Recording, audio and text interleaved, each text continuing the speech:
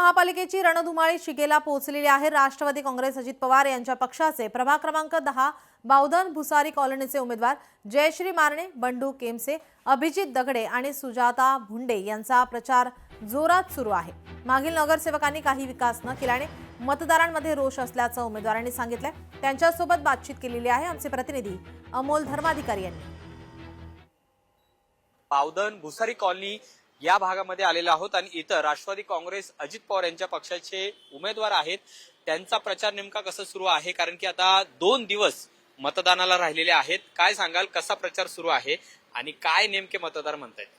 आम्ही त्यामध्ये आम्ही 4 उमेदवार आहोत। अ गटामध्ये अभिजित राजेंद्र दगडे, ब गटामध्ये सौ जयश्रीताई गजाननराव मारणे, क गटामध्ये सौ सुजाताताई सूर्यकांत भुंडे आणि ड गटामध्ये मी स्वतः शंकर दत्तात्रय केमसे।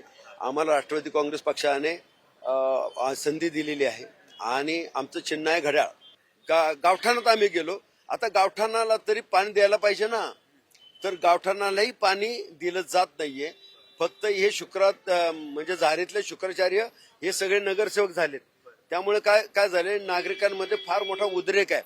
फक्त नागरिक 15 तारखेची वाट बघतायत। 15 तारखेला सगळ्या नागरिकांनी आम्हाला सांगितलंय की आम्ही निवडून आणणार तुम्हालाच, आम्ही फक्त घड्याळाच्या चिन्ह पुढचंच बटन दाबणार, अ ब क ड। अजितदादा आणि पक्षाने मला संधी दिली त्याबद्दल धन्यवाद। मी सुजाता सूर्यकांत भुंडे, प्रभाग क्रमांक 10 क मधून।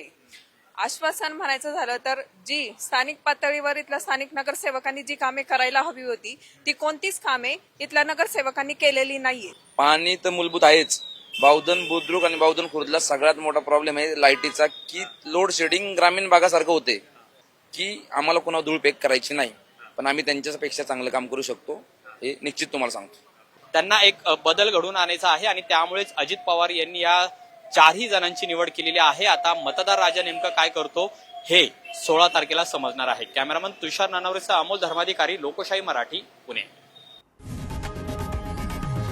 लोकशाही मराठी ऐका, पहा, जागरूक रहा।